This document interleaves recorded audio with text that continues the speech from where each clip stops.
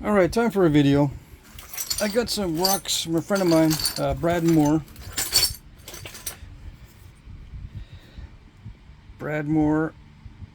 April 2024. I think this is Hornstone, and I'm going to nap this like it's a rock to point video, even though it's not a complete nodule. Hornstone, it comes in various grades. This seems to be very high grade, which is nice. Thanks, Brad, for very high grade stuff. Filming inside. I was going to film outside, but it's raining on and off, so I don't want to take a chance. I think the lighting is always an issue, but I'm going to wing it. I think it's okay. So, rock to point. What am I going to make? I don't know yet. Probably something from the East Central United States. Let me see. Where's the book? Where's the great book? This is not the current edition. The current edition of the Overstreet Indian Arrowheads guide is 15th, I think. But you can get the 13th for like 35 bucks. I think the 15th might be cheap too, but I don't know. Don't quote me on that. But get it from Barnes and Noble, not from Amazon or anything like that, because they'll charge you way too much. Anyway, I say East Central because that's one of the sections in the book. It happens to be the biggest section by coincidence. And I think that's where this Hornstone comes from, one of these areas. You know, Indiana or Kentucky, or maybe even on the border with Tennessee or something. Or it could be a high-grade Fort Payne. I don't know. All these churches are kind of related, as far as I know, in these areas. And what am I going to make? There's a big choice of points, right? Let's see. Go to the easiest way to choose a point style is just look in the index. And I don't know.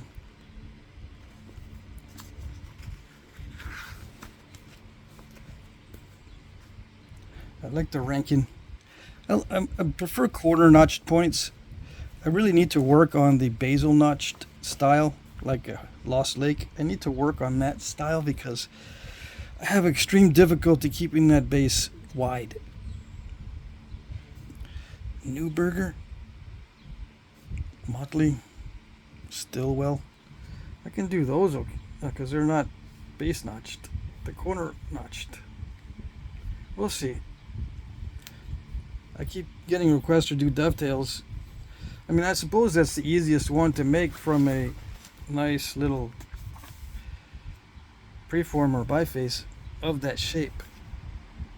Just a pristine dovetail there. They get resharpened and they look different after they've been resharpened.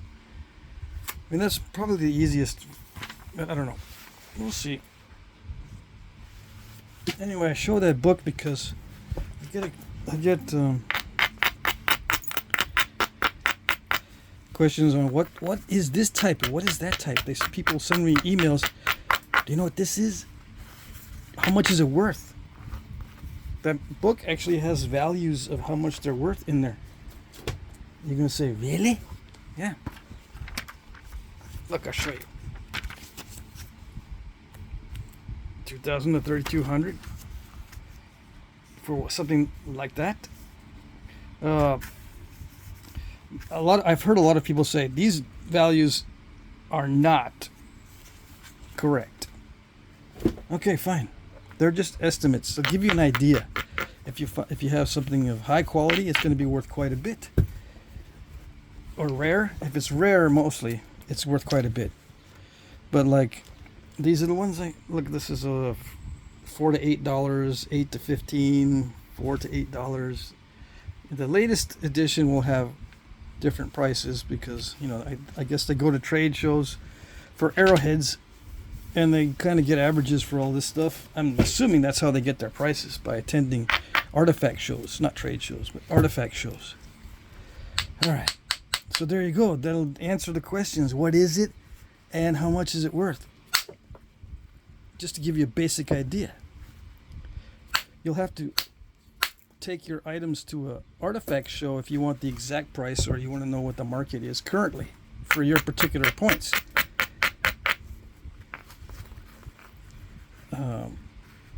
Now, what it won't tell you in the book is the color. It's black and white. It won't tell you the material in many cases either. So it won't help you with that. So I still get questions about that. What material is it? I hate mysteries. You might say that to yourself. Yeah, I know. It's so terrible to have life without closure. You just gotta know what material it is, or you're not gonna have closure. Yeah.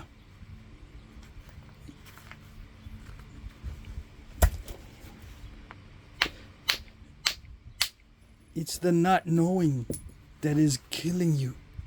Just to not know. Like, how were these things made in the past? Just lie to me so that I have some closure, you might ask, or be thinking to yourself, I need to know at least a little bit how they were made. Please? Okay, well, you kind of know how they were made just by figuring it out, by reasoning. In the philosophical world, they call that a priori, which means you figure it out only by logic. And what can you figure out only by logic with these things? Well, first of all, that they were made by people who had to practice to make them. Yeah.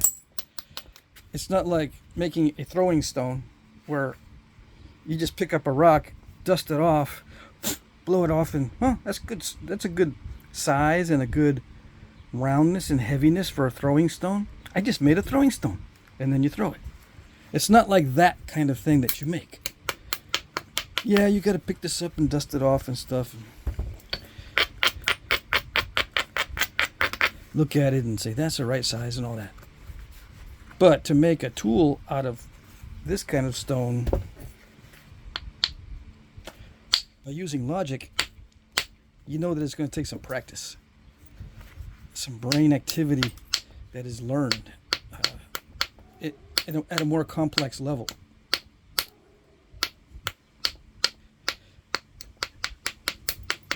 So that's a priori, or evident through reasoning.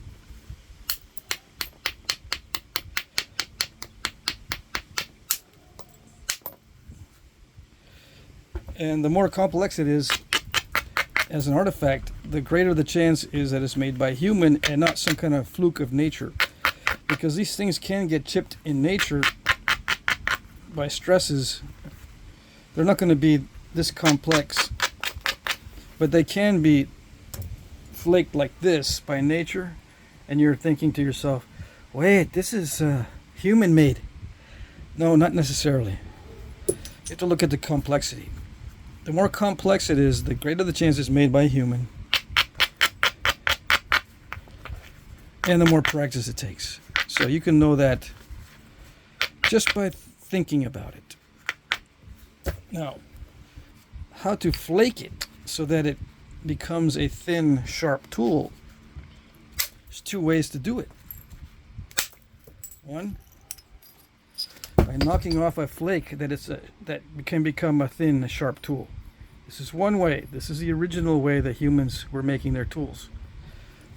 By knocking off thin, sharp flakes, which exists to this day. I can use these as tools as well. I'm a modern man.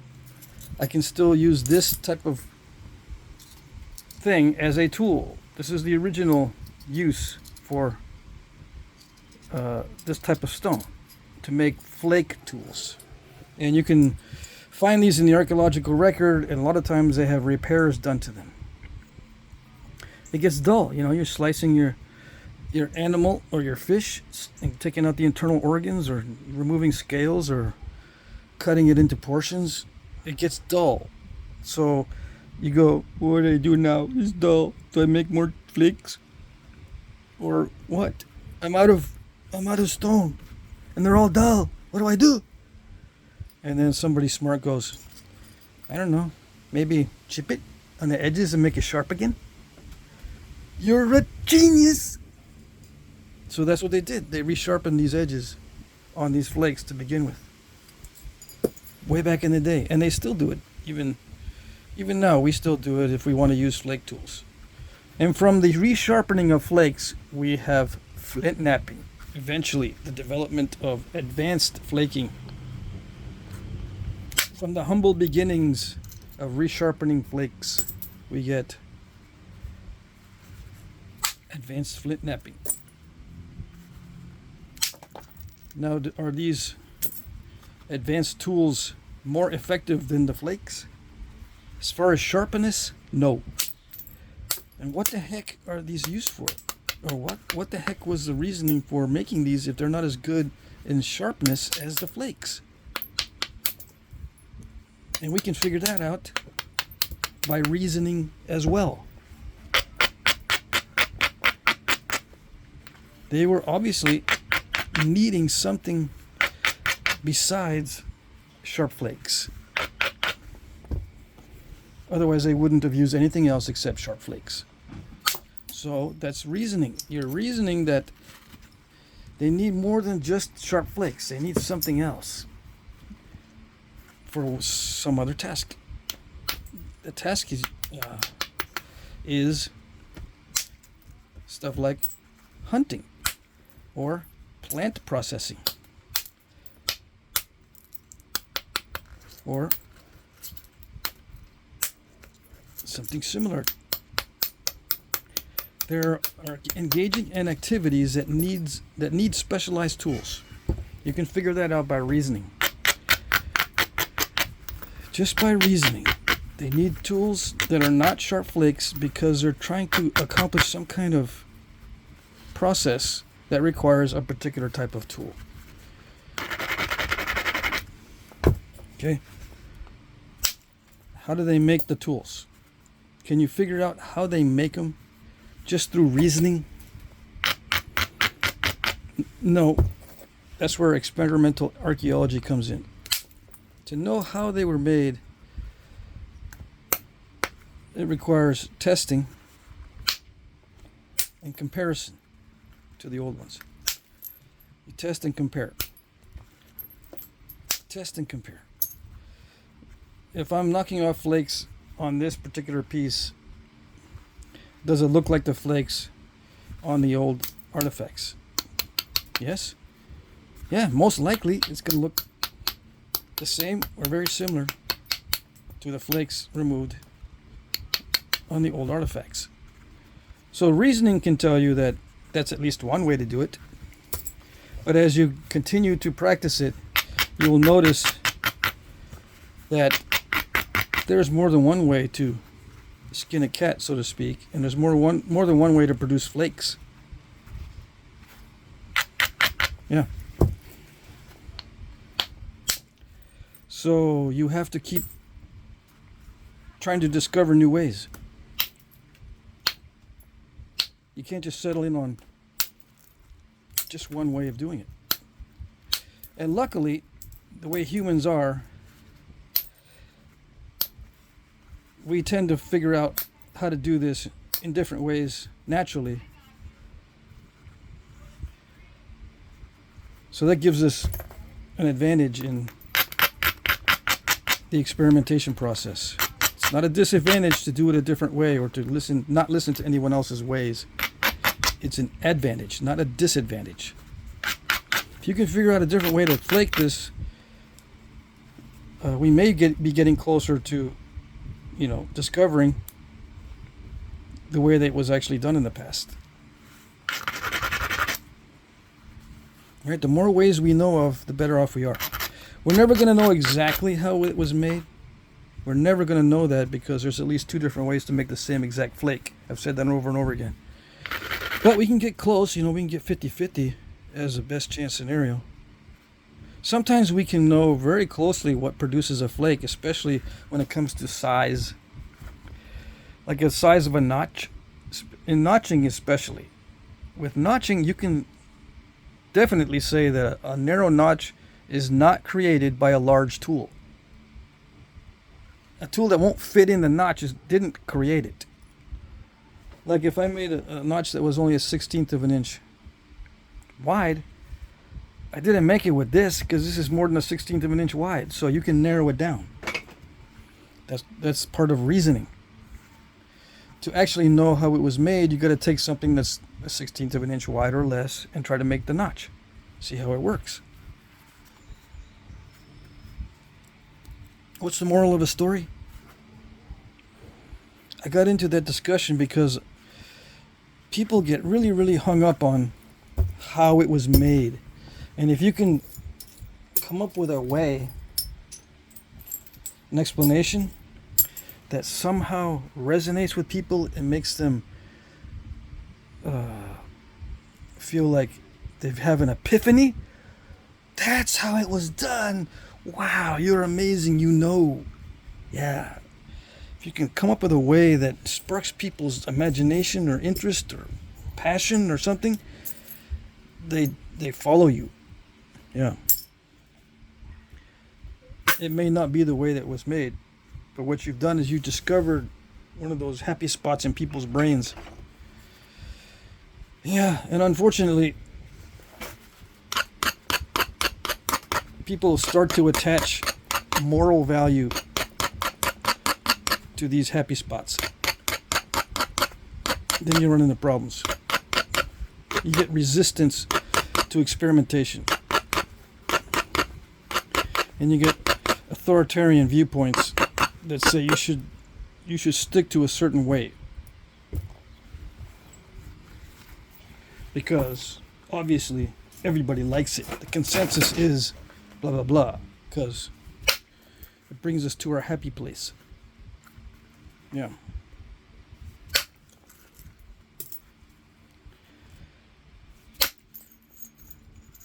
The moral of the story is, try to be satisfied with knowing that you're probably not going to know how it was made.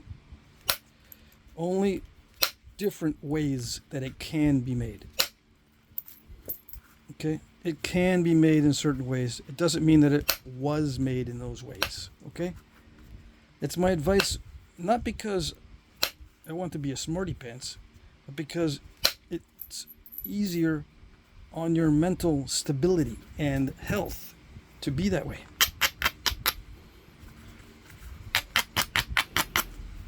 Yeah, like I had to realize that I'm probably never going to know how these things were made. And now I'm fine with it because there isn't any way to actually know. Now, if there was a way to actually know, then yeah, it would be aggravating to not know, because obviously people are not doing the research. But I found out through many years of napping that there are many ways to do the same thing, which means I'll never really know exactly unless I get lucky. But how do I check? I don't know. I can't check. I don't have a time machine to go into the past to check to see if that one was right. It could be right. Some people say, well, you can tell by the way the flakes look. And I'm gonna come back to you and say, no, you can't. And then you'll say, yes, you can. And then I'll say, no, you can't.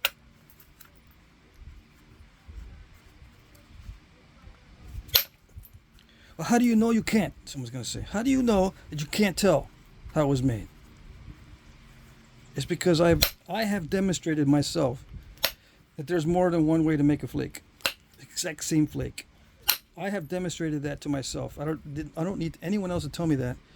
I have figured that out, that there's more than one way to make a flake. And I'm not talking about either with copper or with antler. No, different ways with antler to make the same flake.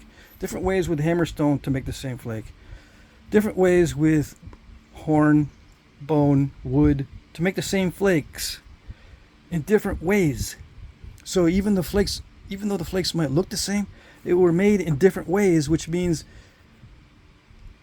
you have to answer the question how it was made with the words, it was made in different ways.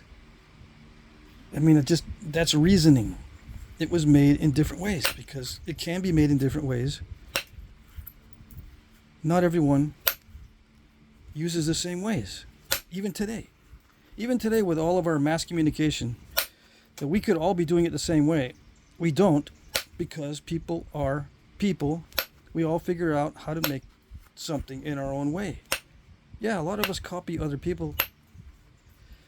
I've copied techniques and all that kind of stuff. Other knappers follow and copy techniques. But if you look at their styles, their overall approach and stuff like that, you can see that there are different styles. And the different styles are the different ways on how they were made back in the past and today.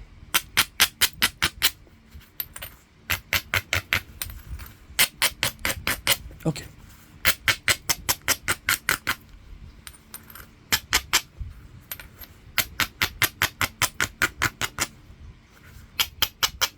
Now this is some of the best quality raw stone that I can possibly work with, right? The problem with the good quality stuff is that it also accentuates mistakes. And as you can see, I'm trying to bite off more than I can chew. And what that means is I'm trying to flake into areas that I can't flake into without messing it up.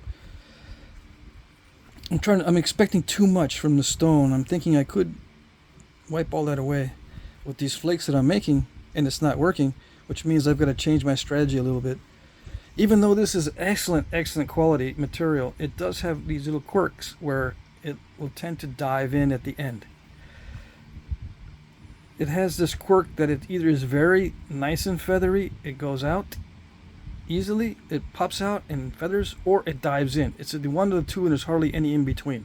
It either feathers out real nice or it dives. Okay? And you can only know that from years and years of knapping what the material itself is doing. When you're new, you won't understand the difference between what you do and what the stone does. So I'm giving you a little shortcut here. With this type of stone, it likes to dive in, or it likes to terminate cleanly. There's hardly any in-betweens with this one. Yeah, it gets crunchy right where it hits obstacles. Also, it doesn't like to clear the obstacle. It gets all, I don't know, it's too much work. It's too much work for this stone to clear an obstacle like that. You've got to really develop a good angle of attack, and it has to be very convex, and the flakes need to be thick enough to power through that, because it'll snap. If it's a thin flake going into a nasty area, it'll snap and it'll create an island. Yeah, it's not good. Although it's beautiful material. I mean, I like it a lot. It's just with these long flakes, the path needs to be just right. It doesn't like to clear obstacles. This material, for some reason, is not that great in clearing obstacles. Okay. Why do I consider it an excellent material? Because when you hit it, it does something. It's easy to flake. So, you can get flakes easily. That's the best part of knapping, is to find a material that you're able to produce flakes on easily, relatively speaking. Let me close the door, because the sun is going to mess up my lighting. Yeah. Hold on.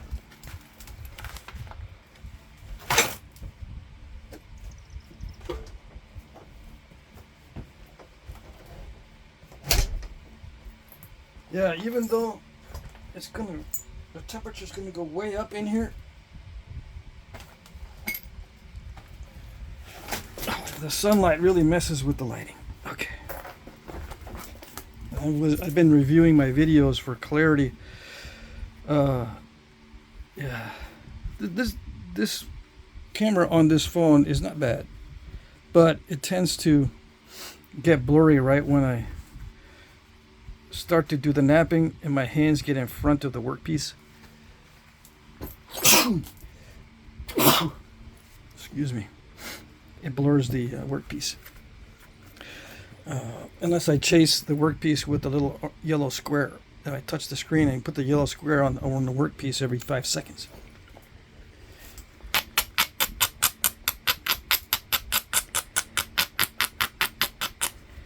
Yeah.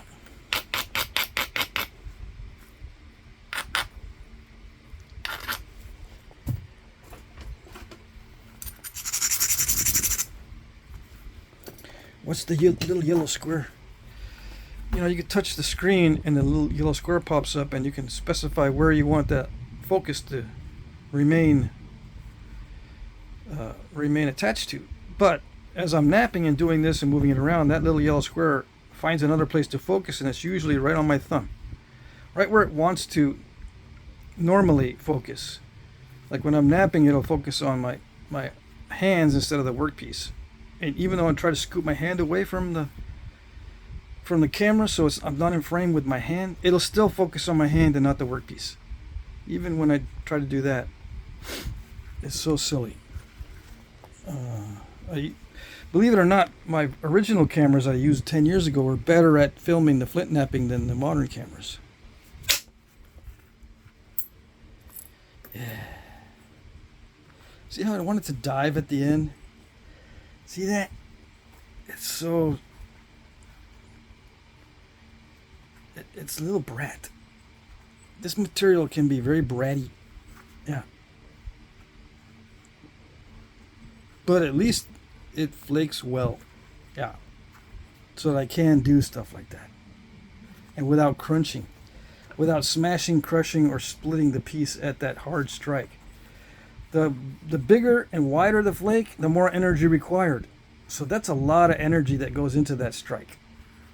Now with good material, the energy is less than bad material, but it's still a lot of energy required. Yeah, and if you lose any energy, it doesn't go where it should go. It stops short or does something that you don't want. Come on. See, what seems to be an excellent platform isn't. Sometimes. Yeah, let me get those. I don't care.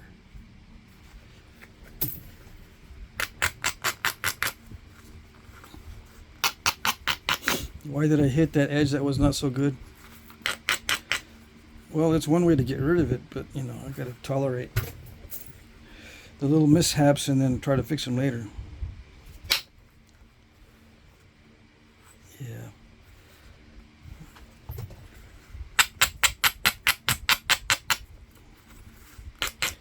A lot of people want to know the motivations for each flake. What's my motivation for that flake? What's the motivation for this flake? Why do you choose that area? Why do you choose that area? The simplest explanation I can tell you is just watch the result. Okay? Instead of asking me what my motivation is, look at the result of that flake. The result matches very closely to my motivation for removing it. Like, see the shape of that flake? See where it is? See how long it is? The motivation for choosing it here is so I can produce a flake like this. How do you produce a flake like this? Well, you look for the path. Is the path conducive to a flake like this? Yes. There's also an obstacle there. There was an obstacle here that I need to clear, but the motivation for choosing this spot is to produce this flake, not necessarily to remove that obstacle. The removal of the obstacle is secondary to the production of the flake. I don't know if that's easy to comprehend or not. First of all, you have to make sure that the flake is possible to make. That's where I choose to strike. Is it possible to produce a flake in that area? And there's many possible places. Now, I choose the place that also coincides with the chance to remove the obstacle. Okay? So the motivation has two parts. One, where can I produce a long enough flake And number two, does that flake have the possibility of removing the obstacle? And the importance is in that order.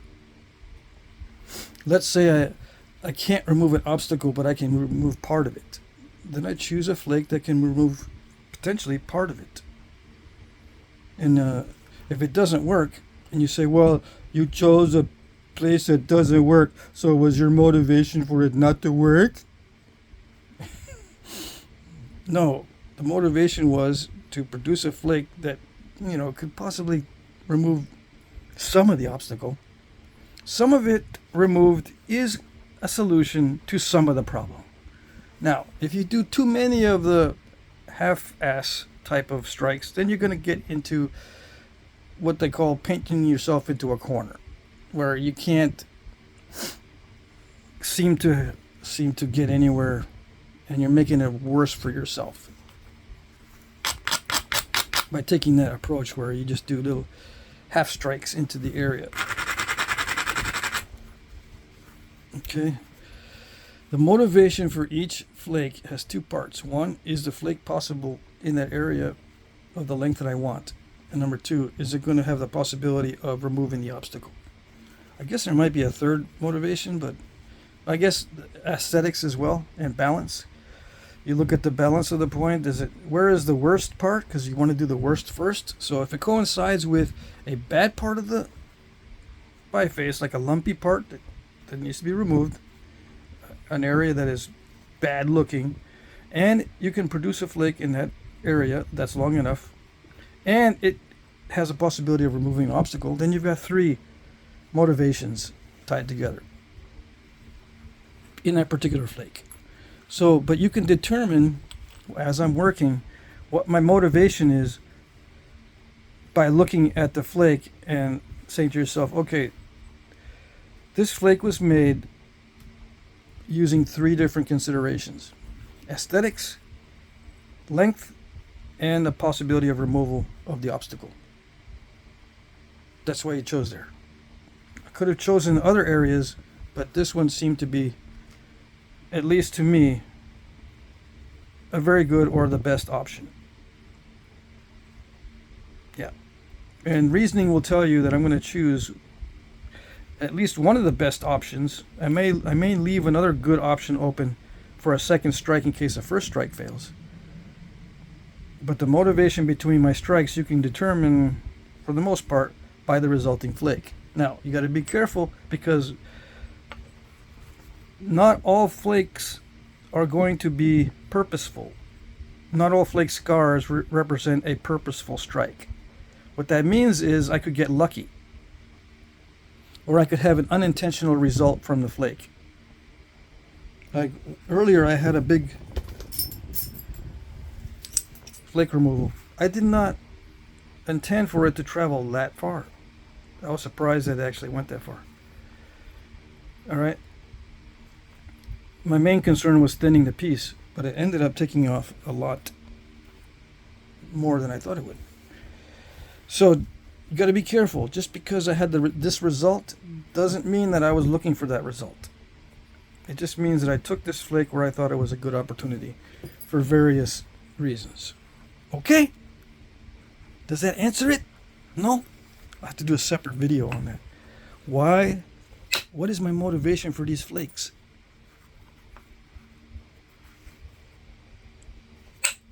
There's various motivations. There's not just one. And sometimes one of the motivations is because I don't know what else to do.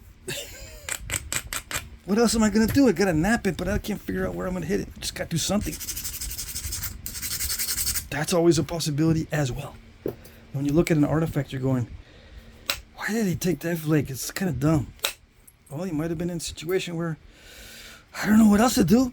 Just take a flake right there. Yeah. You can kind of get the motivations from the result, but just don't depend too heavily on that, because you get lucky. Or you get unintended consequences. Yeah.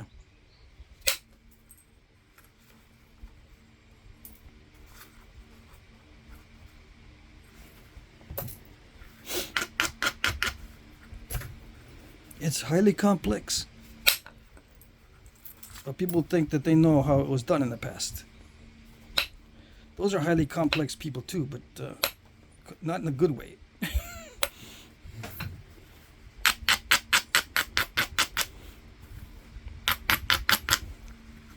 Yeah, trying to figure out what gives them such confidence is a mystery. I'm trying to figure that out.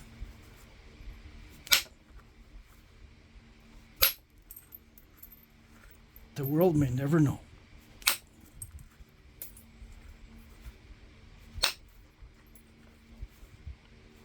Some people are confident that they know stuff that can never be known. Why they're so confident? I have no idea. I got some idea. Maybe. I think I might have some idea. But to be honest, it's a mystery.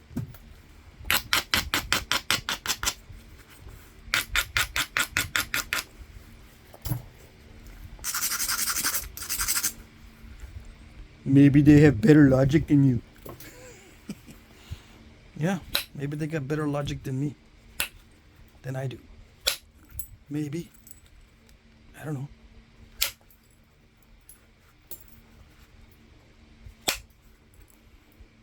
Their logic is more better.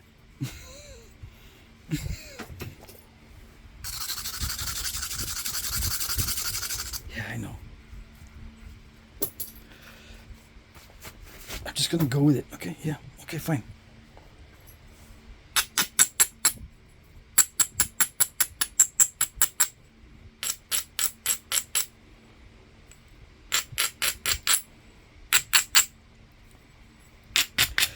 I think I just filmed a video in my backyard that I'm going to set up a napping area and a little area for doing videos up on the little hill behind our house. That's what I was doing this morning. I was trying to clear a spot, figuring out what I can do here in the backyard to be a little more primitive instead of flint-knapping in a plastic shed. You know, because primitive people like primitive things. Rustic. Nature. Natural. Yeah. I'm going to do natural tool videos. I want a natural environment. Yeah. It's called ambiance. Right? Right. Anyways. I think that video is going to upload before this one. So I was going to try to nap outside today, but it's raining on and off. And the sun comes in and out, which means I might be in a spot where it's shady, so I don't have to worry about the sun. But I can't depend on that because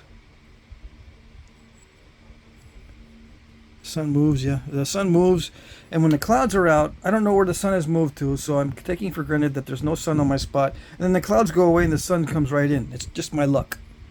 So I've got to film when it's only sunny or only cloudy when I'm outside. So the sun doesn't mess up my lighting and the clouds don't mess up my lighting. Yeah. That's why they got guys specifically trained to do only lighting when making films. There's a lighting guy. See, nice material will allow you to do stuff. Hopefully, like that. Yeah. Voila. I like it. I just don't like that little remnant. Remnants are my nemesis. They will sabotage me because I'm going to try to get that little remnant out. And I may mess up the whole piece. Even though it's excellent material. I'm going to keep saying this over and over again. Even though it's excellent material, you can still mess it up. Yeah. And sometimes it's easier to mess up the good stuff than it is the bad stuff. And some of you out there are going to go, oh yeah, I know. Easier to mess up the good stuff than it is to mess up the bad stuff. Sometimes. Ain't that the truth?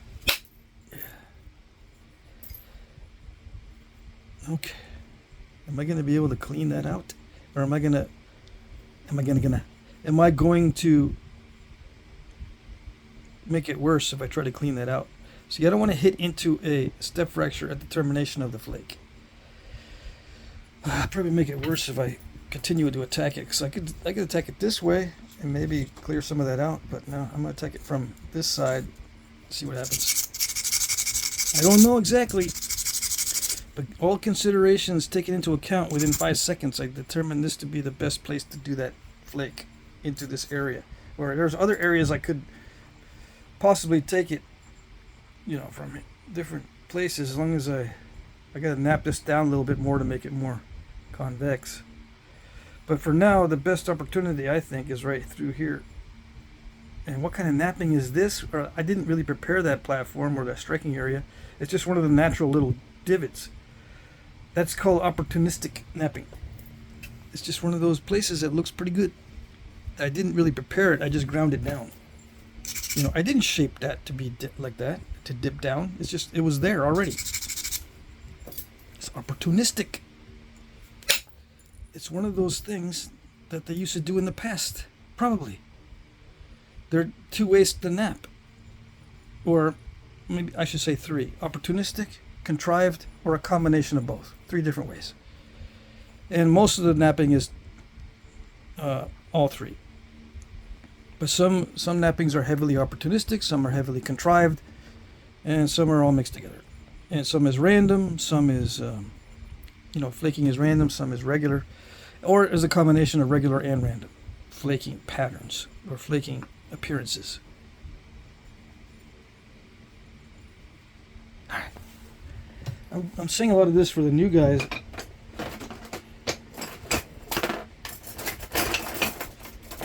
Because I have to get into the frame of mind of explaining things to new guys. Because I'm going to make a beginner series. I keep saying that. It's very, very difficult to come up with a tutorial videos for new guys that actually work. I could just say a bunch of stuff, yeah. But for the tutorial to actually work, it requires some very careful thought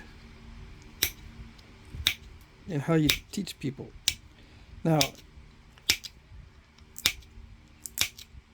not everyone starts with the same experience. It's harder to teach experienced nappers something that they're not used to doing than it is to teach a brand new person who's never napped before. Why is it harder?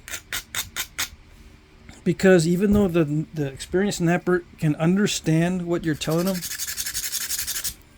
they understand what pressure flaking is and what percussion is and what thinning is and what flake scars are and all this technical stuff. They understand it all. But when they go to actually nap, their muscle memory is there as baggage. They have baggage. Muscle memory baggage. And they try to do something new, and their muscle memory baggage is forcing them to do something old. So they have to dump the baggage, which is extremely, extremely difficult to do before they can learn a new technique. They have to dump the baggage, or they're going to have to modify it somehow. It can be done. The brain is able to do it, but there's a lot of trouble. Okay. Voila. I like it when it does that. Yeah. What is it that it does? What is it that it does? I just think it looks better. I like it when it starts to look better. Some people say, no, that's too random for me to like it. But people like me, randomness makes it look more beautiful. Yep. Okay. Where is it? There it is. Let's do the width to thickness ratio. It's 50 millimeters wide by, let's see what it is. Is that 5? 5 millimeters thick, 10 to 1. Yeah. And I can go thinner than 10 to 1. If I'm crazy. Yeah. Get all crazy on it.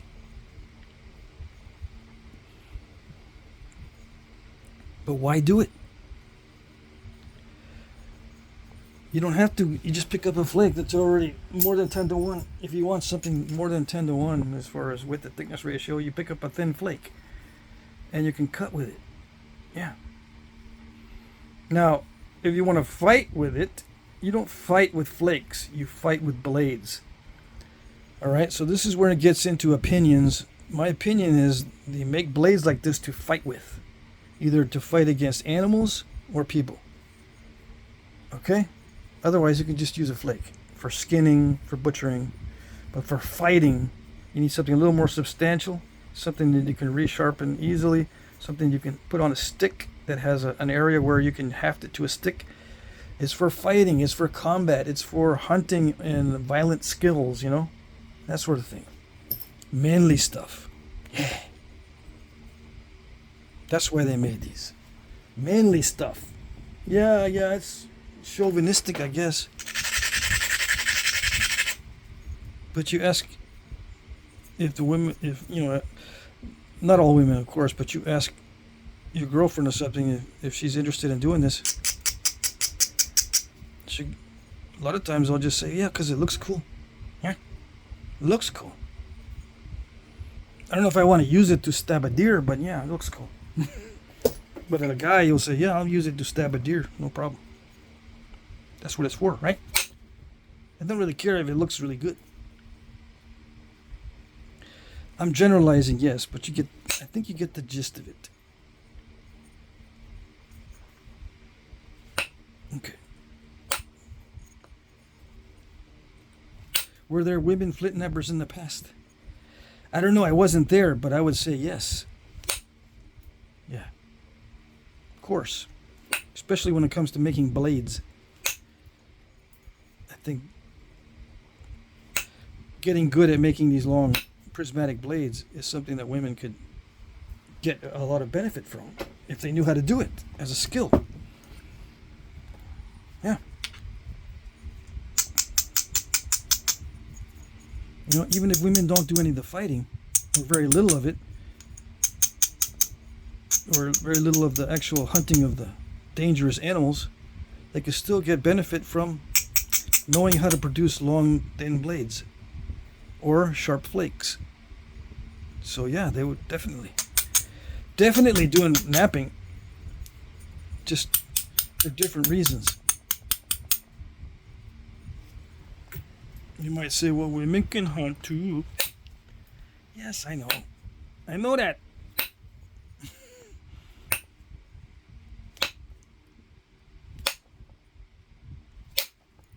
But the women do the hunting. The guy's just going to sit around all day. Yeah.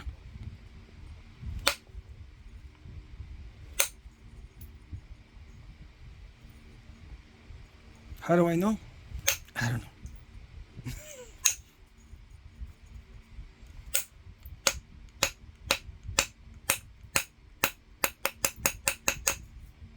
Okay.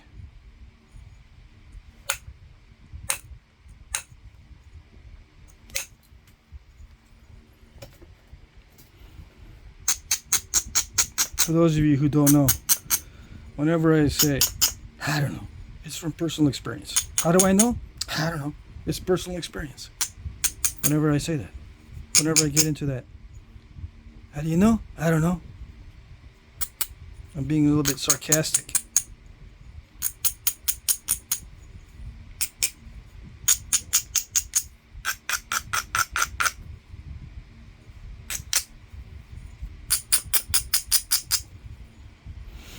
Oh, I like it. Yes, I do like it. I'm so happy that Brad sent me some Hornstone. This is Hornstone, I hope. I'm not that good at knowing the names of this stuff. I could probably knap only this kind of stuff and be happy. Although I do like other stones as well. I'd be happier if I had lots of variety of stones. But to be happy, just need one good type of stone. This is it. Yeah. I think this would be it. Although some of the other stuff I recently napped was awesome as well. Yeah. If all I had was Danish flint of that type that I've been getting, I'd be happy too. As well. I'd be happy as well with that stuff. If that's the only thing I had available. Yeah. Now, if I never knew what good flint was and I was just napping ortho quartzite or something nasty for my whole life, and I guess I could be happy by knowing that I made some effective tools from a piece of stone. I wouldn't know any better. I wouldn't have any experience with anything better. Yeah, it might be a chore, and I might get sick of it, but not for the reason of dreaming about the better stone. Well, you can dream about maybe it being easier. I wish it didn't take me all day to do this.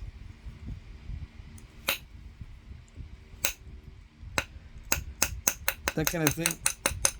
But you won't know that there's much better stuff out there back in the day. Isn't that a crazy thought? For us these days, in our era of communication, we know where all the good stuff is. We know how the greatest 1% of the 1% of the artifacts look like. We all know these things. We have a vast library of trivia. We know the best looking stuff. We know the best knapping stones. We know the best formulas for heat treating. We know the best strategies for thinning so far. Not all of us. Some of us keep secrets still. Not all the thinning secrets are out. Not everyone can teach the thinning secrets. There's still some out there that are mysteries. Some people are actually practicing those mysteries and not telling anybody what they're doing. They're just getting thin points with their methods that they don't share. But for the most part, we know a lot in this day of communication, in this era of communication. It's very difficult for us to imagine what it was like to not know all that stuff. Yeah. But ancient knappers didn't know.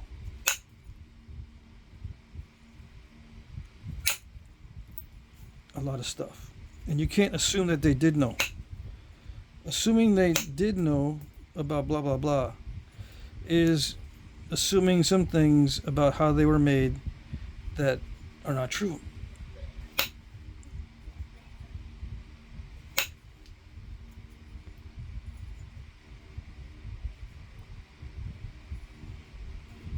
What kind of things you would assume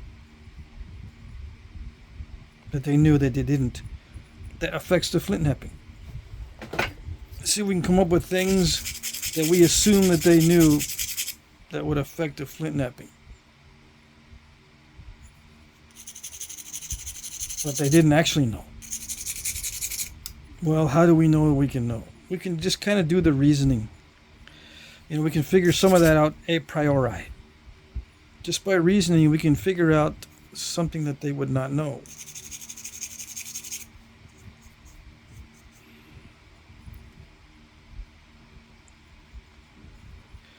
One thing they would not know would be extremely old designs that they don't have any recollection of or artifacts from because they moved into a different area, so they can't see their previous ancestors' artifacts. Not their very old ancestors' artifacts. They don't know. If they're moving a lot, they don't really know too far back what their ancestors' work used to look like because it's not sitting in the ground that they could dig up and see. Okay? A lot of times they did not know. And we assume today that they knew their ancestors' work.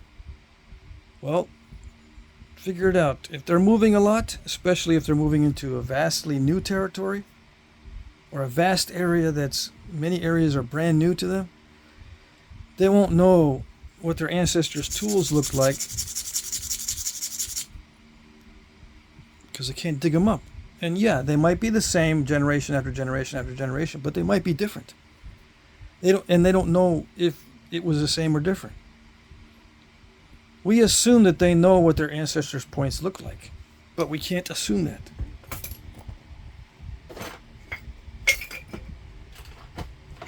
And we also can't assume that they learned their knapping skills from their ancestors.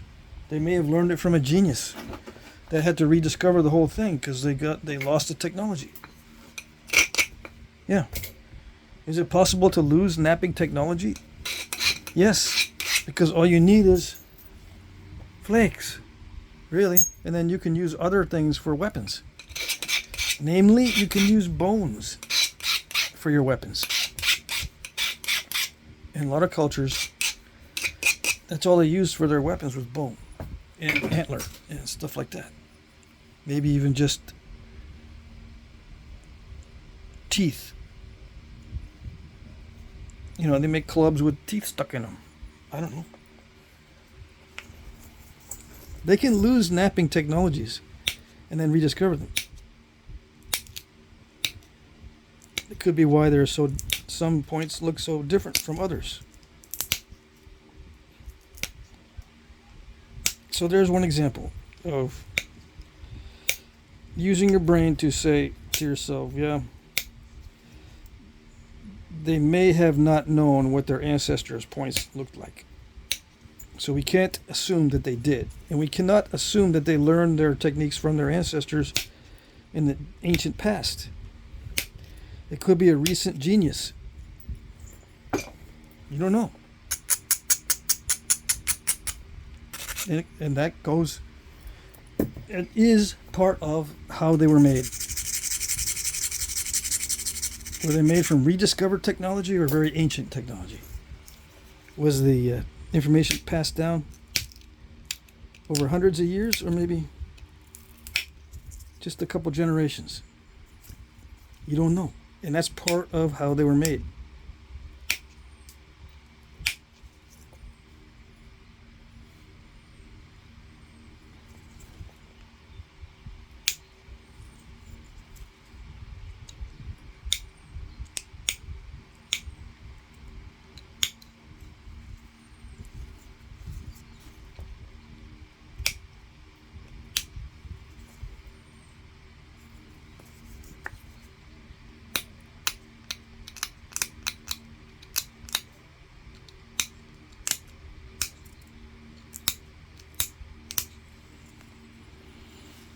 Alright, so what was I going to do? Oh, dovetail.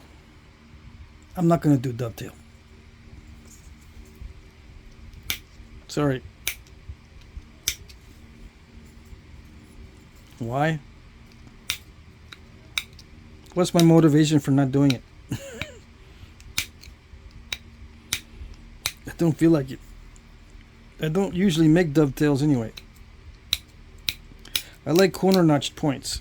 If I default to something, it'll be a corner notch, but I might just do the, what's it called? What is it called again? Not harden. Lost Lake. I have trouble with Lost Lakes. Yeah. Or that type of notching in general. The basal notching.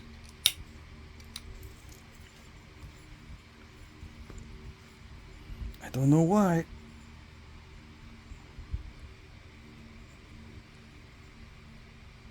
I got kind of an idea why, but I don't know exactly why. It just bugs me. That kind of notching just gets on my nerves, I guess. But I'm going to try it anyway. I think I'm going to try it anyway.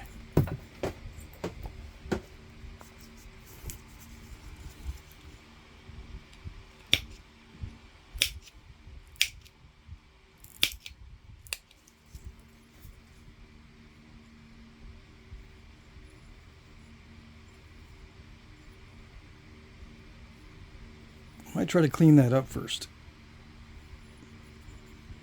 That side looks pretty good, but this side still looks a little crunchy in the middle. I don't know if I should take a chance on trying to clean that up. Some of you go, yeah. Just like the little baby chicken hawk. Or who did that noise in the cartoons? Yeah. The weasel? Or the little... Yeah. Let's see. Foghorn, leghorn? The big chicken? I think he was trying to teach a weasel how to catch chickens. The little weasel will go, yeah. You want to know how to catch a chicken, boy? Yeah. What was that little character? One of my favorites. He got smart and carried off the big chicken once in a while. No. You gotta go after them little chickens. I'm too big for you. That kind of thing. Anyway, one of you guys remembers. Let's see. What am I gonna do here?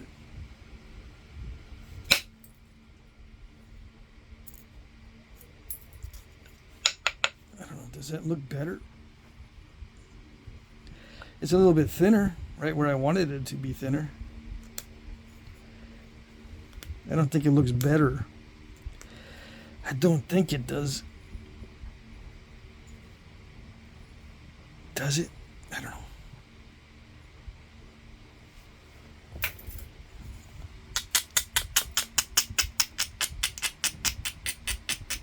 The one thing that's annoying about the Lost Lake notches is that they're so deep. They're unnecessarily deep notches. They don't need to be that deep, and yet they made it hard on themselves and made extremely deep notches.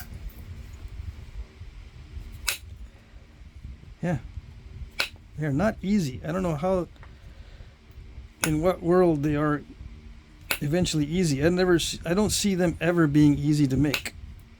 Same with the andice notches and other points exhibiting very difficult characteristics. I don't see how any of those eventually get easy to do.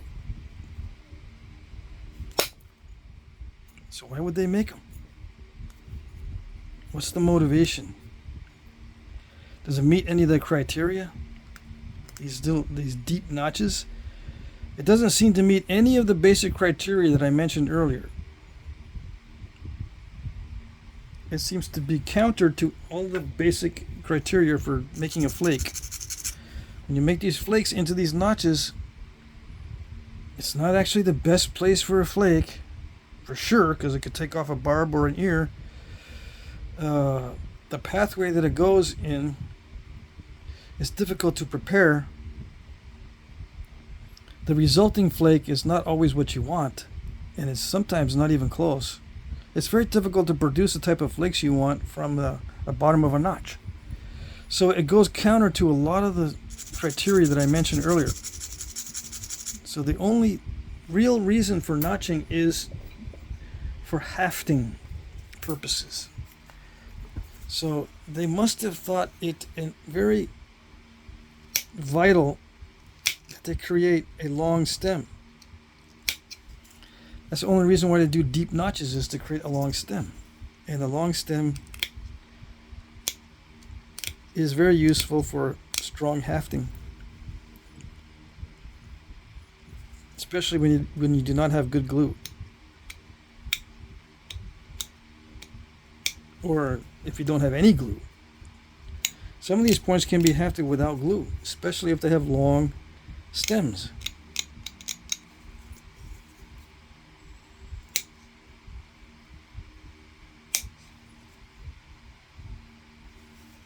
Yeah.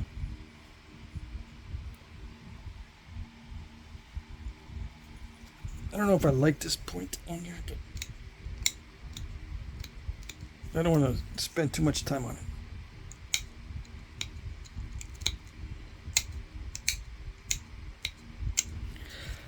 I had to get rid of that dull spot. I ground it down too much. hoping that it would hoping that I would be able to nap it away easily. I gotta remember this stuff is a little bit crunchy on the edge. Yeah. And the bottoms of the notches are going to be crunchy too. I just know it. Why? Because I practiced earlier on some of this stuff. Off camera.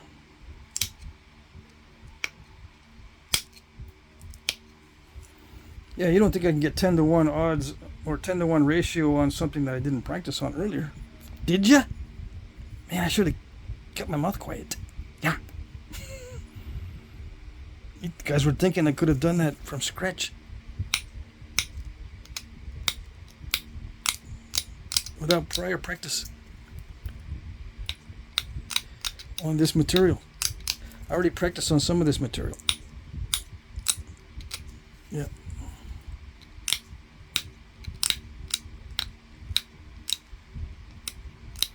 See, when I have a little bit of practice on it, I can focus on the narration. So I can try to keep it making sense. Okay. So there we go. That's the pristine condition. I'll put the notches in. Yeah.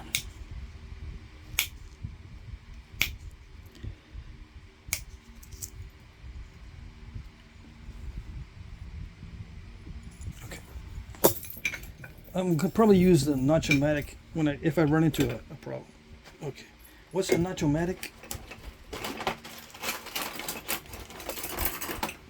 Yeah, Ted Snyder makes these.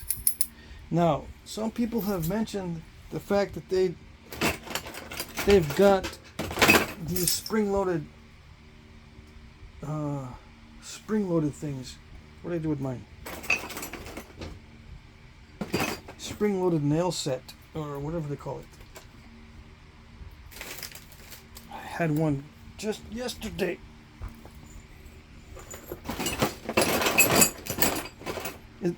This is not the commercial type of spring-loaded nail set where it's got a very hardened tip and a very powerful spring. Don't use those manufactured ones because they will blow this up. They will cause it to explode. They're too powerful. Where is it? Some people said, I don't know what you're talking about, so you're wasting my time. I'm going to change the channel. As soon as you start talking about stuff I don't know what you're talking about, unsubscribe, take away my like, and move on. That's my fear.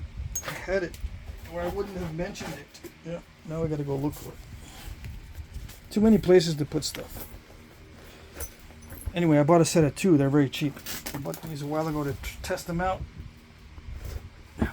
Anyway, let's do the notching. Let's forget about looking for stuff. I spent many thousands of hours looking for stuff in my lifetime. And no more. I'm not going to be looking for stuff.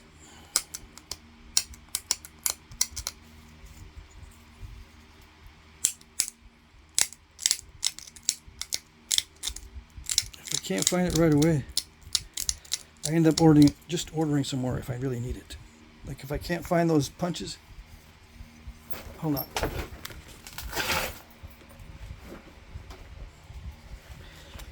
If I can't find those punches and I really need them, I'm just going to order another set. Even though they might be within reach in 30 seconds. If I don't see them right away, I'm not going to bother with it. I spent many thousands of hours looking for stuff. And what did it get me? Aggravation. Yeah, that's it.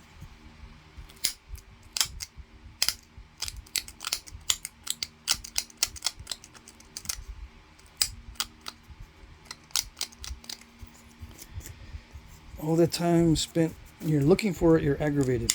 Where the heck is it? Where is it? I thought it was right here. It couldn't have gone too far. I didn't go anywhere. And it's not here. Where is it? All that time spent being aggravated. Yeah.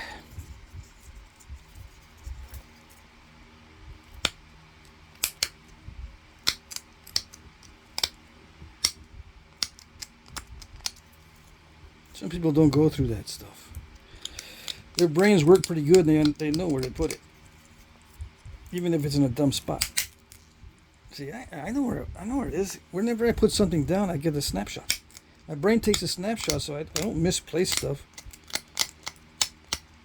Yeah. If you're like that, you have a gift. Because a lot of people like me are not like that. I can have it 1 second and draw and put it down and it's right in front of me. And I'll think I lost it. And if it's in my mind differently than it actually looks, I will look right at it and not see it. Yeah, believe it or not. If I remember this with a black band on the bottom, if I put this down and I think it had a black band instead of a red band, I can look right at it, and because it has a red band, it's not what I'm looking for. So I won't see it. Yeah. That's how bad it gets with me.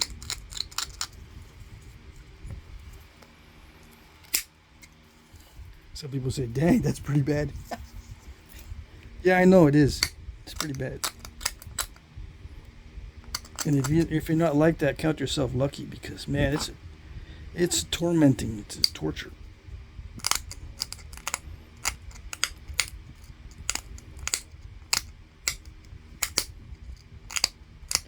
So what ends up happening is when I'm looking for stuff, I have to look not only for what I think it looks like, but look for variants of it. Yeah. So it's very mentally exhausting. Not only am I aggravated during the looking for something, but I have to make sure that I've got variants of it in my brain, just in case I remembered it looking a certain way and it doesn't look that way. Yeah. I learned that over the years. Same with driving. If I'm driving and I'm remembering by landmarks, I have to try to imagine the landmarks looking slightly different than I remember. Otherwise, I'll look right at where I'm supposed to go and not see it if I'm thinking it's looking a different way. So I have to picture variants of what I'm thinking in order to go, okay, that could be it. Yeah? Okay, yeah, that's it.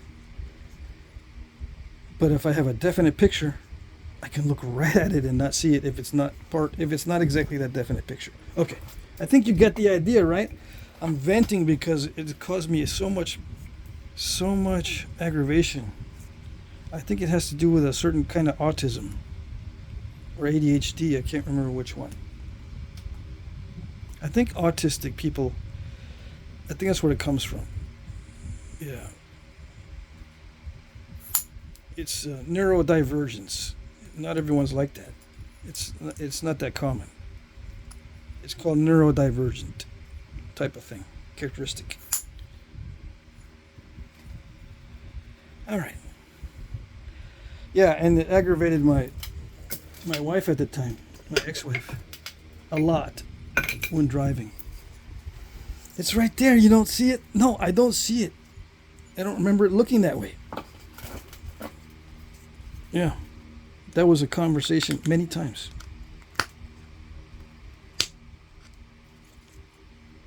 Or if they change the color of the building.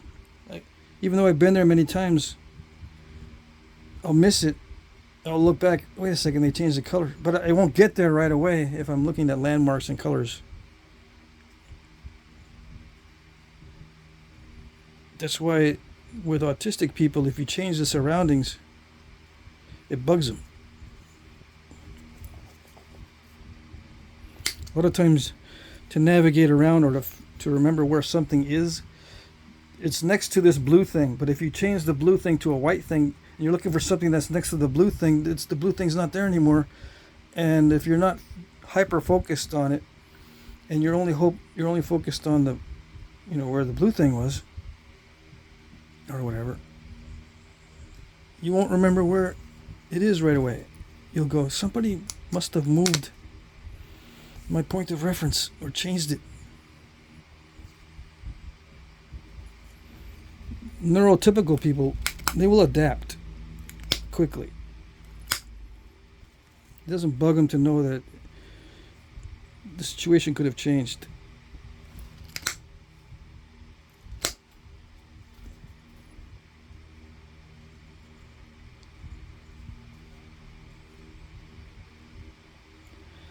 Okay. All right, so, I mean, it's deep enough to haft, but Lost Lakes had very deep notches. So I've got to figure out where I'm going to go with this. It's already stalling. No, I could take out the, yeah. Just to make it easier on myself, I'm going to take out the file and the notch-o-matic and then continue.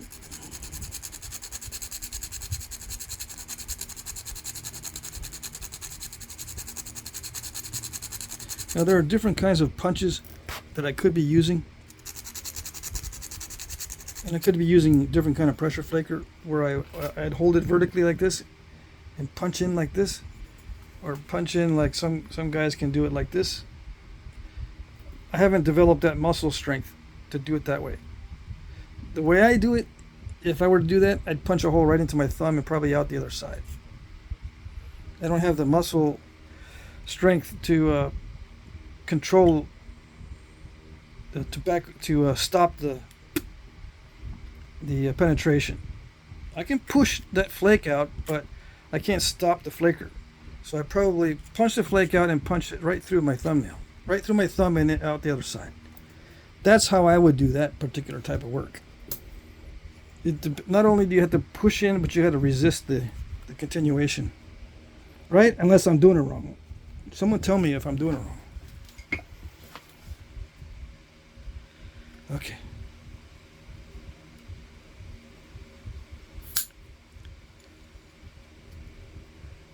What did it do?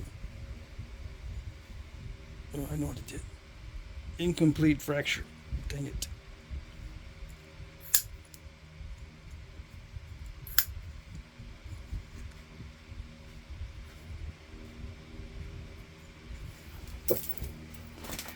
Okay.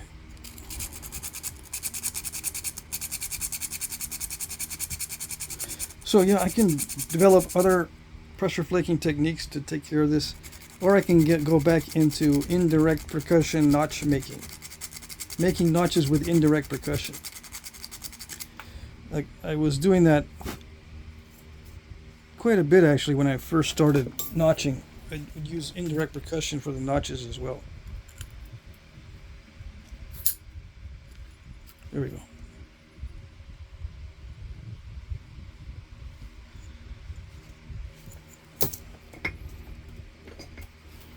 So let's see if I unstalled it. I'm going to need a more narrow flaker too. All right.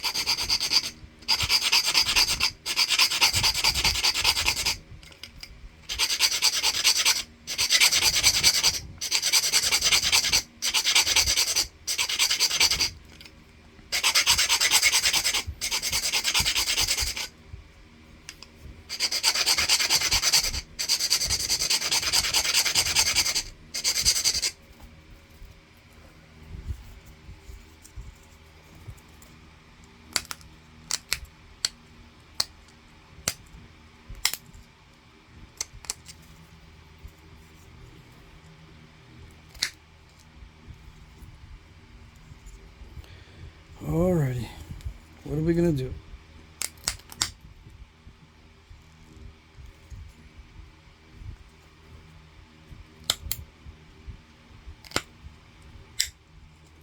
We're gonna start applying too much pressure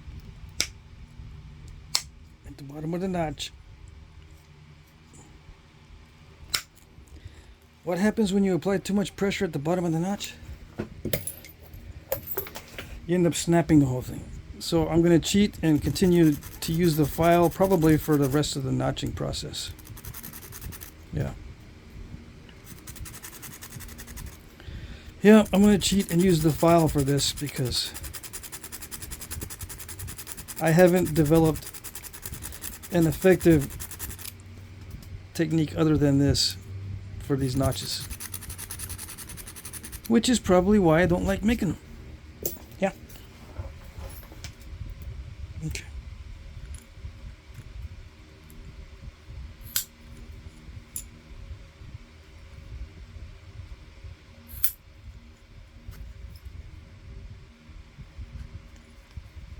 It gets scary though because the Notch-O-Matic is very powerful. Even though the spring is not very powerful, the technique generates a lot of power in one little area. And it's not that difficult to blow away the barb.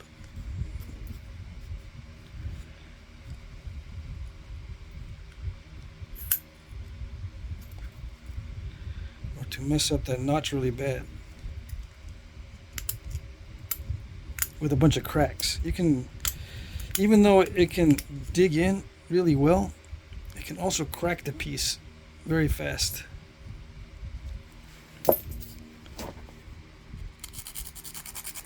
Dig in by popping out flakes is what I mean. It can pop out nice flakes, but it can also produce nice cracks that'll just open up and go right in to the point. They can go anywhere.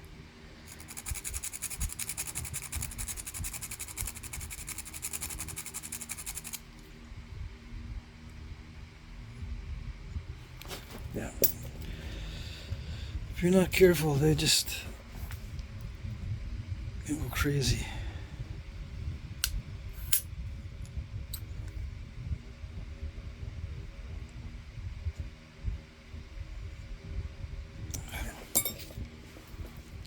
They didn't do it this way in the past, I don't think. Well, they might have taken another stone and ground down the bottom of the notch. You know, you could take a flake and you can grind it. You can go in there and you can grind it down with a flake like this. But I don't know if they did it that way. I don't know. Are there signs? Yeah, there could be like grinding on the inside of the notch here as signs that they were using another stone to do that. But I don't know. I haven't studied this particular type of point to know if they've got grinding on the inside of the notch that would indicate that they were using another stone to set up the platform by grinding like this. We have the luxury of using these nice diamond tip files or diamond grit files. The only thing they had was another stone, which can be used. But I don't know. I don't know if that was done that way. All right.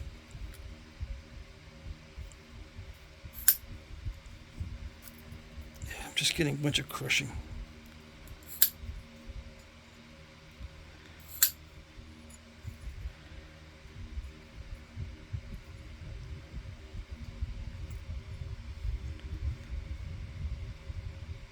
See, I'm getting crushing at the bottom of the notch. Instead of a pop out, it just crushes. And I can file it crushed area down and then push it out the other way, but I'm getting crushes on both sides. Unless I expand the width of that notch,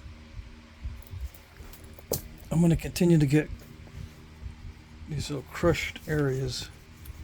Let me see if I can clean some of that up.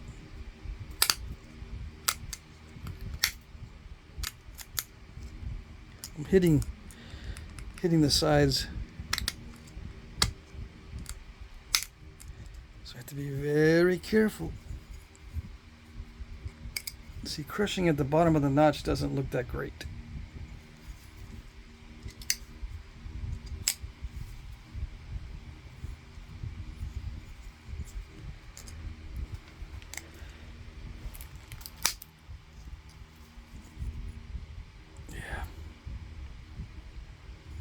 The only way to get rid of that is to continue filing.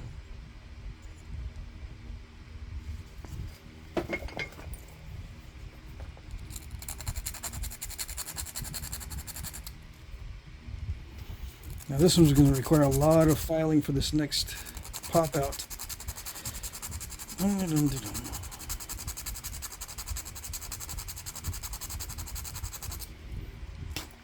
Do some knappers use this technique? Oh yeah. This is not my technique. I've seen this done many times.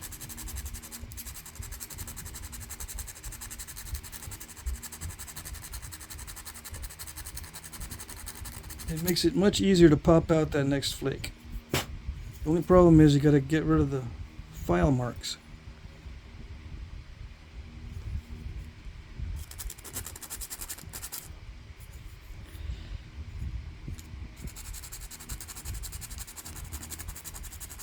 And if you do this a lot, it dulls your file, so you got to make sure you always have a sharp one, or a brand new one, or it's going to take forever to do these filings.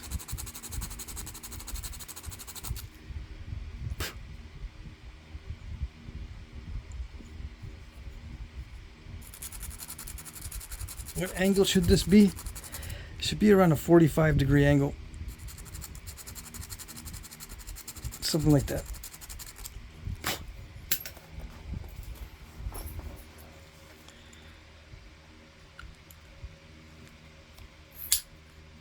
Come on.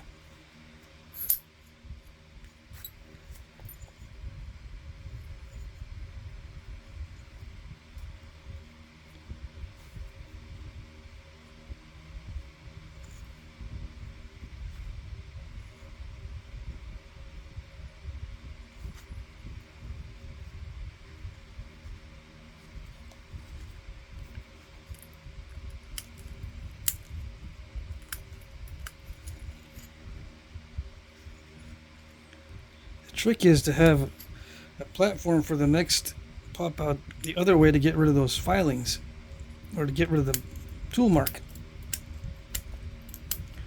Sometimes that's not always possible.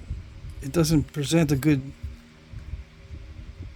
area to remove the next flake because it gets all crushed. See that? It didn't pop out a big flake.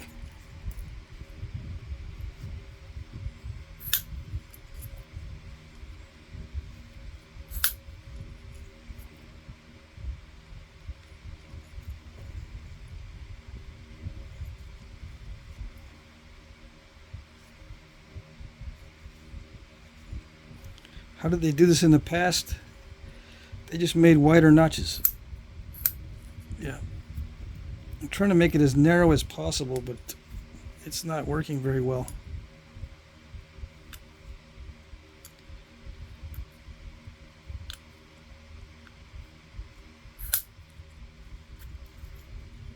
There, that's a little bit of a better pop out there. I just hit the side there. I hit this side. It's supposed to curl upward, but I hit that right there just because that was the only good spot that I could see. Now I can try to get rid of the file marks with the next pop out by flipping it over and popping a flake out. But I gotta make sure it's not weak and make sure that it's like a seat. The tool on that area right there. Come on. There we go. Okay. I always worry about seeing a crack like this.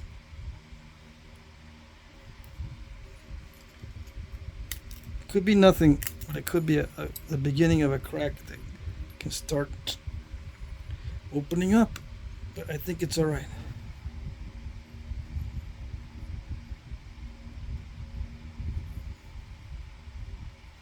Now the other side. Oh joy.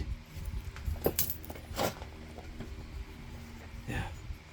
Let's cut it there. Hour and a half takes forever to upload, so I'll cut it there as the first part, and then I'll do the second part on the next segment. Okay.